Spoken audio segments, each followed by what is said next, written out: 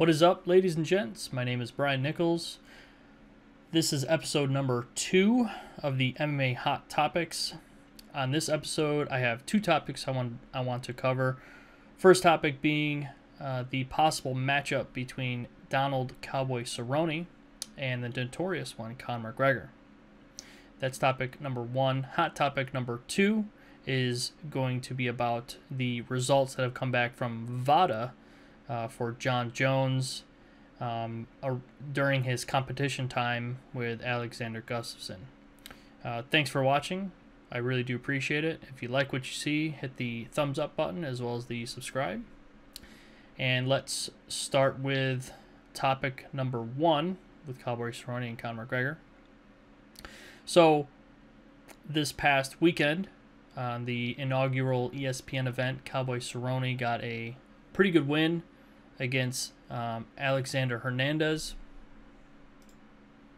and it was a great win. A lot of people, I feel like, counted out Cowboy.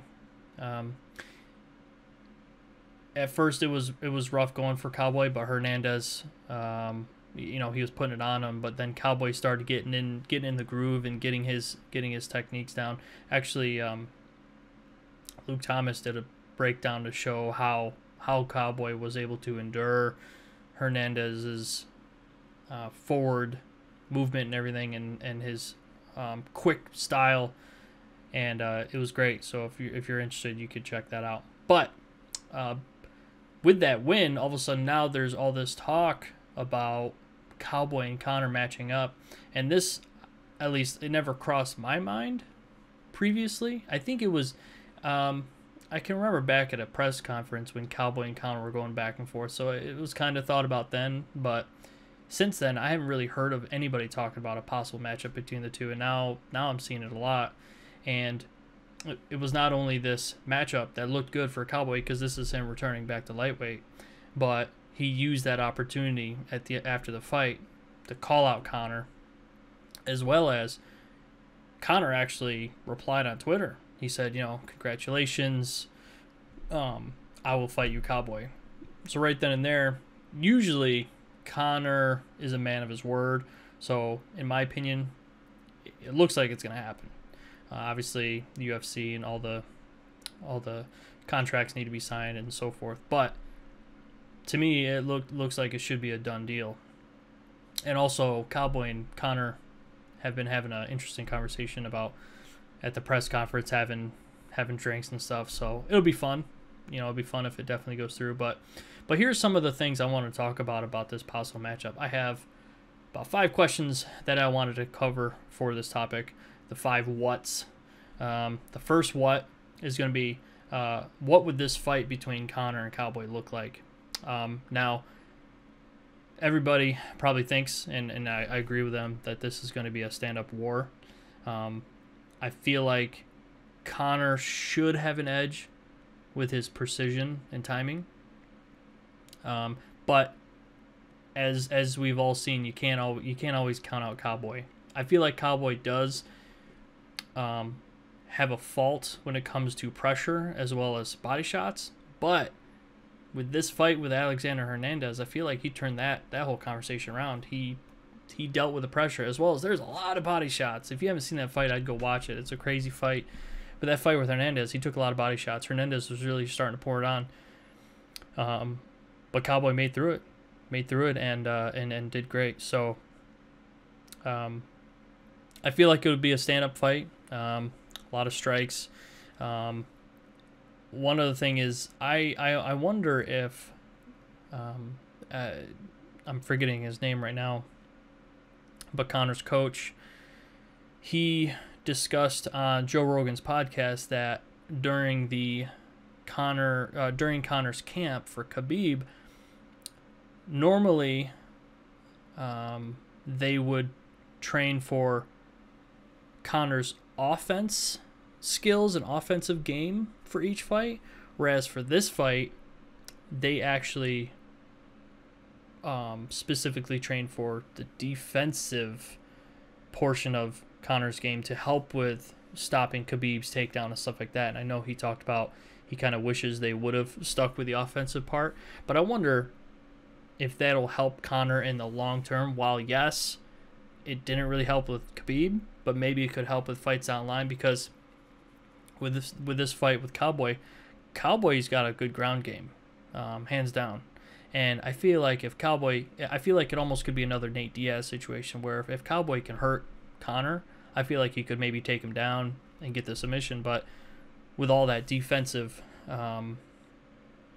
wrestling and grappling that he was probably getting ready for with Khabib, I feel like that's going to help him. I mean, think about it. He went and fought Floyd, just worked on boxing. Complete opposite. Then he had to fight Khabib and work his wrestling, work his grappling. He's kind of like working them both up, and just Khabib was just so much better in the wrestling department. Sambo for Khabib. So overall, I think the fight will be a stand-up war. It would be interesting to go to the ground. I still want to see Conor's development on the ground. I really do. I want to see improvement there, because I'll be honest, if Conor does beat Cowboy, I know he's still trying to get a title shot or rematch with Khabib, but I don't know if I want to see that. Of course, what I think is next for Khabib should be Tony Ferguson. I think everybody's and their mother thinks the same thing, but Conor wanting that rematch, I don't know if he still has a shot. I'll be honest. I still think he needs more experience there. So that's how I think the fight would look there. My second what does this do for the fans? To me, we have Cowboy moving down to lightweight. Think about all of the matchups down at lightweight for Cowboy. I know obviously he was down there for a long time, but lightweight is so stacked. It just adds another wrinkle to the stacked division that is the lightweight division in the UFC. For all these matchups, coming down to lightweight, having his first fight with Alexander Hernandez, I think what was Hernandez, like ranked 15, 13, 14, something like that, and then possibly moving right up fighting Conor. Even if he loses that, he could get another fight with maybe Ally Quinta. He could go against Kevin Lee. Like, there's Dustin. I don't think him and Dustin Poirier even fought before, so there's still completely new, fresh matchups for Cowboy in the lightweight division that'll keep him in that top 5. So if for some reason, maybe, we all know how Cowboy is. He takes his fights left and right, and if there's a championship match coming up, title fight coming up, and somebody gets hurt, something like that, Cowboy could slip right in there, So I feel like that's just a win-win for the fans. And on top of that, I don't know if anybody remembers or not, but prior to this Hernandez fight, Cowboy's last fight in the lightweight division was a title fight. That was his only title fight in the UFC against RDA, which he lost. Actually, he's lost twice to RDA. He lost once, and then the title fight as well, he lost. But other than that, Cowboy did have 3 title fights in the WEC as well. He lost all 3. One was for an interim, but the other 2 was the actual lightweight belts. And 2 of them were he lost to Benson Henderson, and then of course he kind of got a win back in the UFC. And then the other one was against Jamie Varner, throwback there. So what does it do for the fans? It just adds a whole nother variable to the formula that is the lightweight division. It just adds more and more great fresh matchups. So whether Cowboy wins or loses here, as well as even if Conor wins or loses, all the matchups here, I think what it could do here is it could also, and I kind of speak about this in one of my other points down below, this could possibly move into a 165-pound division if Conor loses. So what does that do for the fans? I feel like the fans have made a good impression that we want that 165-pound division, but we'll see. So that was my second one. My third what does this do for Cowboy? What is this matchup? Win, lose, whatever. What does this do for Cowboy? Wins, huge. Let's see. Red Panty Night. Everybody's got to say that when it comes to Conor. Not only coming into lightweight division, because he left, like I said, being literally at the top of the division, coming back, getting the top 13, jumping right up. What is Conor? Maybe second, third in the division, and then fighting Conor, and then right back at so after 2 fights, and then possibly fighting for the title right after that. So that's huge. And getting a win over Conor, you get a win over the previous lightweight champion, previous featherweight champion, and the OG champ. That's a huge feather in the cap for Cowboy. And I feel like a win over Conor, instant shot for the title for who's next. I feel like between, hopefully, Tony Ferguson and Khabib, I feel like Cowboy would instantly get that next shot. Now, the only thing is, I feel like Cowboy, if Conor wins it, Cowboy has to not be Cowboy. And what I mean is, don't take any fight the UFC just randomly offers you. I feel like it's going to happen. It's inevitable. He beats Conor, everybody will be like, yeah, he gets the next title shot, and he's going to take Dustin Poirier and then lose. It's just like, Cowboy, just wait it out. Get your shot, you know. I don't know if he'll do that. I doubt it. We all know how Cowboy is. But I feel like he has to beat Cowboy and just do what Tyron Woodley did. Just wait for your shot. You're right at the top of the pile. Just wait for it. You know, he wants it, so keep proving it prove it in this Conor fight. Prove that you're ready for that next title shot, and then sit it down and wait for that opportunity. Now, if what does this do for Cowboy if he loses? I mean, I don't think his stock would fall much. He would still be at least in the top 5 in lightweight division. Again, he'd have fresh matchups with Dustin.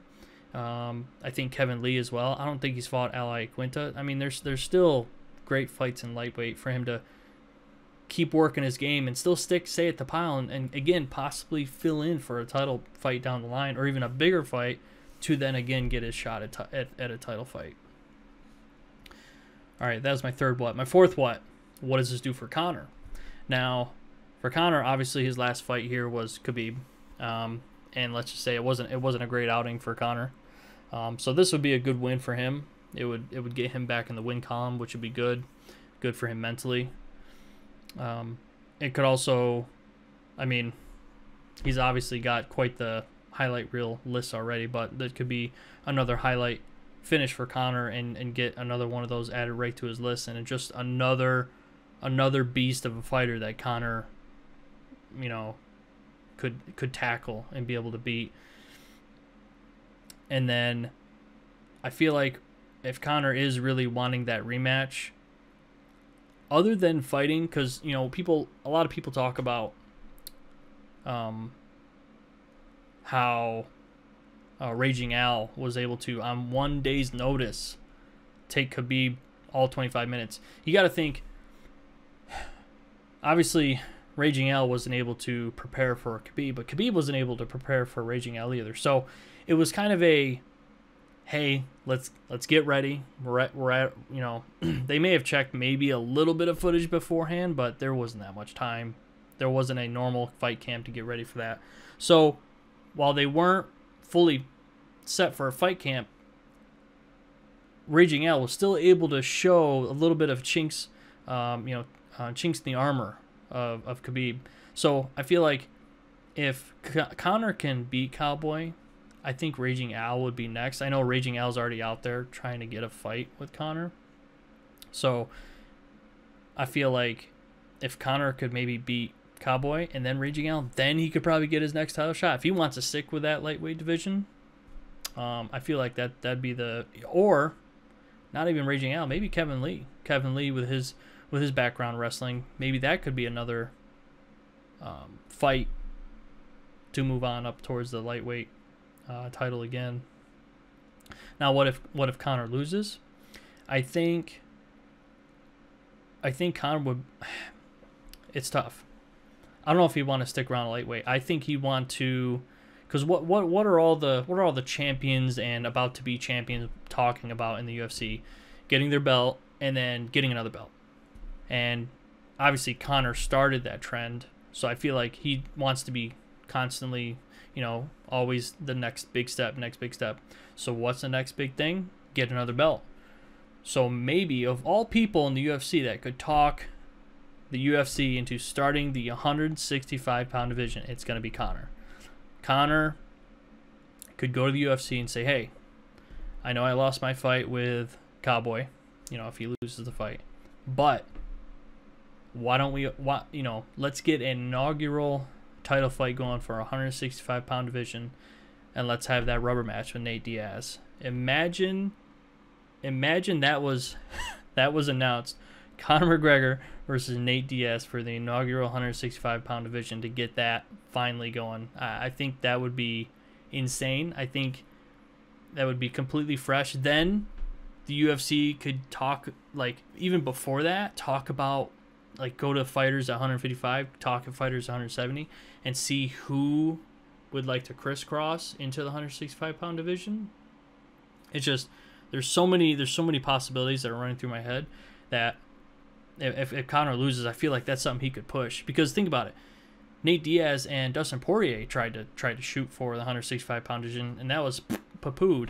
I mean, Conor, Nate, people, I don't know if people are clamoring for it, but I think it's an inevitable fight that's going to happen. I think Nate's kind of waiting out for it, but make that for the 165-pound inaugural. That would be huge.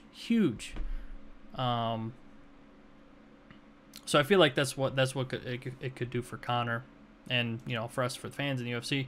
My last question, my last what here is, what does it mean for the lightweight division? Again, the lightweight division has got to be the most, at least within the last 2 years, the most stacked division in the UFC. Whether Cowboy or Conor lose, they both have fresh matchups there, as well as, again, the possibility of maybe 165 for Conor. And with this fight, it gives us another clear idea of who would get a next shot at the title. I know we had Dustin possibly fighting Nate. Everybody I kind of feel like the gauge is that Dustin is right at the top as well. But who's up there to fight Dustin? I think Dustin's last fight was against Justin Gaethje, if I'm correct. And if he needs one more fight, maybe Raging Al, maybe he could fight him. But obviously, Conor being Khabib's last fight, however Tony Ferguson and Khabib's fight hopefully goes down, I feel like the fight between Conor and Cowboy would be the next in line for that title shot. I'm thinking more for Cowboy than Conor, but we'll see. So those are all my thoughts on the first topic, Cowboy Cerrone versus Conor McGregor. Let me know what your thoughts are in the comments, and let's move on to the second hot topic, which is Jon Jones and the VADA results that came back just recently. Okay, so we had these VADA results come back, and I don't think it should be a surprise to anyone, but the results came back showing the good old picograms that was in his system as shown by USADA's testing right around the competition time for his fight with Alexander Gustafsson for the light heavyweight belt. And again, I have 5 whats here that I want to discuss around this topic as well. All right, so first thing I want to talk about was, what does this mean for Jon Jones? What does this mean for him? Think about it. In my opinion, and I don't think we'll know because nobody can see the future, but think about his legacy. Think about his legacy now. What do people talk about? All people talk about is PDs. While yes, he's almost the GOAT in MMA overall, but you always have to have that little asterisk about him and the possible steroids or PEDs, or at least the banned substances that he's failing for, and some of the things outside of the UFC that has gone on in his life. Whenever you talk about his legacy and record, and I feel like that same thing's gonna follow him all the way through to retirement until the guy, leaves this planet. That's all people are gonna, and even after that, if assuming MMA is still gonna be going on at that time, I feel like MMA fans then are still gonna be talking about, whenever Jon Jones is brought up, that's all they're gonna talk about is these tainted supplements. These test results in a time where we're trying to clean up the sport with USADA, and it's just, I don't think he's ever going to get away from it. I feel like probably every fighter, every other fighter, not just in UFC but MMA, fans, media, I feel like Jon is never gonna get away from this stigma, and he's just constantly gonna have to answer questions about it. He's constantly gonna have people questioning about it. Maybe he won't even answer it. Maybe he'll just ignore them or ask for the next question. But he's gonna be hearing about it. It's just he's always gonna have to be dealing with it. He's always gonna have to be having that in the back of his mind, that of something he's gonna have to deal with. And I feel like mentally it's gotta drain you. I feel like you can put it out of your mind for so much, but then it just starts. I feel like it's gonna have to take a toll. Like it had to have taken a toll this last couple times that this happened. So for Jon Jones, I feel like he's gonna have to get used to this being the norm. I don't think he's ever going to get out of this stigma for the rest of his life. I feel like it's gonna carry through with him, moving forward. And one thing I noted here was, think about it. Think about Lance Armstrong. What do people think? Even though Lance Armstrong didn't actually get caught, and he came out and said that he was using, substances, what do people talk about when they think about Lance Armstrong? Substance abuse. Even though his, amazing wins with cycling and everything, but I feel like it's going to be the same thing with Jon Jones.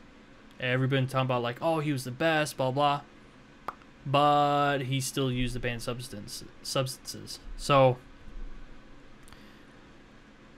what does this mean for Jon Jones? I feel like this means he's always going to have a little bit of that weight on the, like, mental capacity wise. He's going to have to deal with that weight constantly moving forward.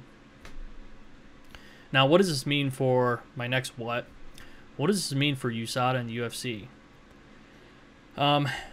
What kind of blows my mind here is they talked about how, number one, when these results came in initially from USADA, these picograms, are so small that, and they're also thinking that these picograms are still from his previous failed result that the USADA got him with on their tests. Even though, because supposedly, from what I was hearing online, was this specific substance, I want to say Turnabol, I want to say it that, I don't quote me, but supposedly it was only supposed to have a life of like 40 days, 50 days, something like that, 30 to 50 days. But here we are, what, a year and a half out, and we're still seeing this little fluctuation, or I forget the specific term they used for it to, like, go up and down in his system, but still only be small, minuscule. But while I understand that this is still going, even though they didn't obviously have the timing right of it leaving his body, leaving a human body, number one. Number two, what I'm trying to get at is, I understand that they didn't punish Jon Jones because they legitimately think that he didn't take any other substances. The problem is, in my mind, he still fought with the substance being in his body.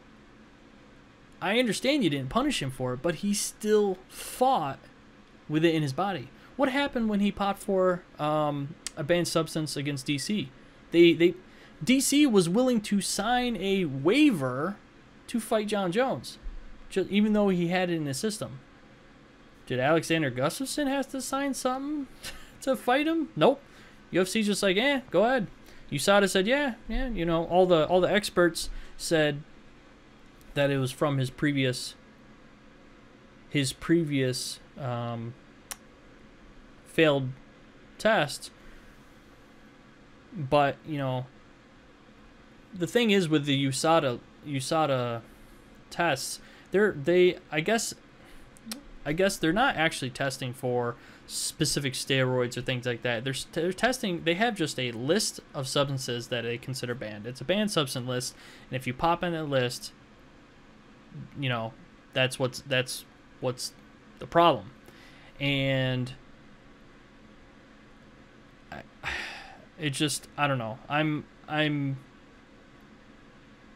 don't think we're ever gonna have 100% clear information when it comes to these substances and how the chemicals work with the human body. I feel like everybody's bodies are different. While we're obviously made of the same things because of our bodies and shapes and forms and athleticism or laziness or whatever, all of our bodies are different. So it could be that we'll never exactly know when or how these substances will be out of the human body. So, but to me, that's still not the problem. The problem is Jon still fought with it in his body. So, what does it mean for the UFC and USADA? Does that mean any fighter going forward, let's say fighter A pops for a banned substance, and then, you know, a year later they see picograms of it? Are they going to allow that fighter to fight that night if they find it within the fight week or something like that? Or is Jon Jones going to be getting that preferential treatment? I hope not. I hope this is going to be across the board for all the fighters, because that's not very fair. Thing is on to my next what does this mean for the rest of the fighters in the UFC? Honestly, because of Jones's status, as well as his money, and probably his longevity with UFC and the money he brings in for the UFC, I feel like he is getting that preferential treatment. Because have we seen any other fighter get some kind of treatment like this? Not that I can remember. I feel like what this means for the rest of the fighters is nothing's going to change for them. I don't feel like nothing's going to change for the rest of the fighters on the roster, unless you're Jon Jones. Unless you're a fighter Jon Jones' status, or right around there. I think the only way this could change for the fighters, and I know everybody's drilled it into the ground, but I'm gonna mention it again: a union, because we see fighters day in and day out. I know when Jones got hit with this substance again with USADA, there was fighters posting on social media like, oh, they're going to allow him to fight because they moved the event to California. But all these comments on social media is just falling on deaf ears. They need to get some kind of organized effort to push forward these ideas of, like, if that's what everybody agrees on, even if, while yes, you're not getting punished for a second time, let's say not punished for like 3 months or 6 months, but punished as in you can't fight if you have the substance in your body. So I think that's what it means for the fighters. That was my third what. My fourth what is, what does this mean for UFC events moving forward? Does this mean if we have are we not giving preferential treatment just to Jon Jones? Are we going to, is it going to be the same way with other fighters? What if it's a fighter's first offense and it's just picograms? Are they going to go to the commission and say, hey, Nevada commission, this is their first offense, but it's just picograms? And then does that mean, that also brings into question, what about all the commissions? Are they going to start allowing this because California allowed it? Because if you think about it, if these commissions don't allow it, as you can see, the UFC can just up and move their event to another state that'll allow it. So that state that had the original event that just said, let us think about it, or we're not gonna sanction this fight, they're gonna lose out on all that money of that event up and moving, as well as that money of the event being there, of the fans being there, the media, the hotels, food, everything else, the venue and everything. They'll lose out on all that money. So does that mean now all these commissions are going to allow it? So maybe we won't have to move? a UFC vet on a week's notice anymore? I mean, I guess that'd be great, but I don't really want all the commissions to just start allowing, oh, you got a banned substance in your body? Oh, it's only a couple picograms? Sure, why not? You know, we need money. I don't know. It's a sketchy subject, and I'm interested to see how it plays out, but I'm a little worried that that's the trend. That not only because when this VADA results came out, let me rewind. When the USADA results came out, everybody and anybody was talking about it and how, oh, here we go again. Jon Jones popped again, you know, and then we talked about the picograms, blah, blah, blah. But here we go with the VADA results, and I haven't really heard much other than same old, you know. It feels like it's just starting to be the norm, and I feel like the commissions are going to follow suit. They're just going to be like, well, okay, picograms, as long as the experts say, you know, it's only a small amount, sure. But I mean, if we're all in agreement that this is a banned substance, whether you've been, I think, previously dinged for it or not, you shouldn't be fighting with it in your body. I could be wrong. It's just my opinion. And then the last thing, the last what I have for this topic on Jon Jones and the recent VADA results is, what does this mean for MMA history? One thing I like about not just MMA history, but history, I wish I would have paid attention to history more in school. I feel like history was probably my least favorite topic. I feel like I didn't understand fully like the idea of history and how things have come to be over time. And as I've gotten a little older, history has become more of an interest to me. And when it comes to MMA history, if there's anybody that I try to, maybe somebody that's not really don't know much about MMA and they're wanting to ask me questions about MMA, I don't try to blast them with everything, but I would like to give them a little bit of an idea of how MMA came to be. And when you kind of give them the overarching view of MMA, you get up to this point where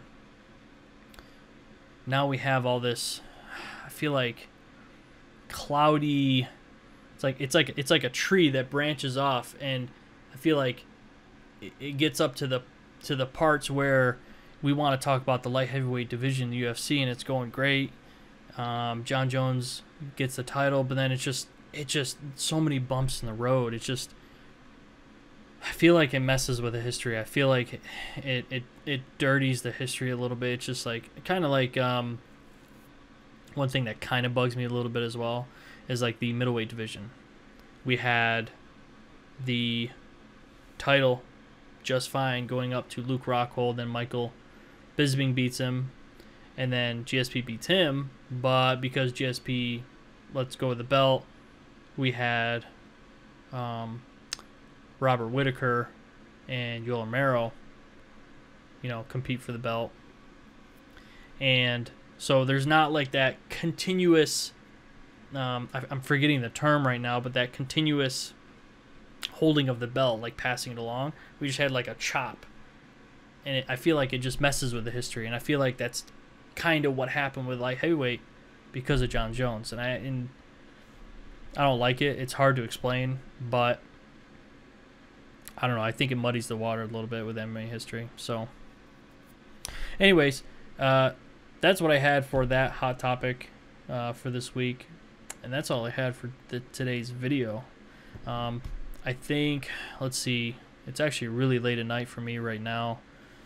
I have to work tomorrow night, but I will be tuning into the Bellator event that's going on later today.